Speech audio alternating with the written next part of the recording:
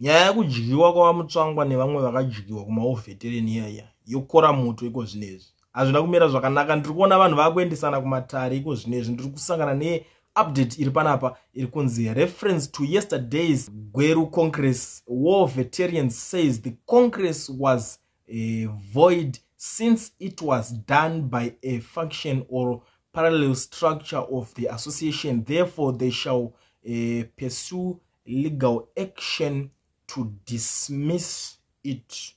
Ndo nyaya yatiri kutambira panapa iri kubudiswa nekuchildren of Zimbabwean War Veteran Association.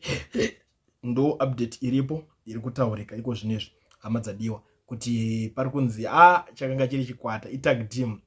Kureva kuti kune vamwe vanenge vasiri kugutsikana nekudyiwa ipapo because iko zvinezvi zvekutaura kwandiri kutoita nemi right now kunotone vamwe vari kutosekwa zvinorevesa vari kutoudzwa kuti muri vanhu vemazero makadyiwa makaseva 11 years muri chairman ipapo ndobva mapuwa 11 votes. Saka kureva kuti ndo package yenyu yamakapuwa muri vanhu ana mudyiwa. Saka ndo pari kunzi aiwa iskillful inenge yakarohwa nekuti vanhu vacho vanenge kutanga kunongedzerana pachiti vanenge kuti aiwa igrudge match ichi. Saka regedza timboona kuti zvichashanda sei, zvichafamba sei kuma courts ikoko kwazviri kutaurwa kunzi ndo kuruchange kuchinoendesanwa kuti vakwanise kukanzura results iwayo akabuda.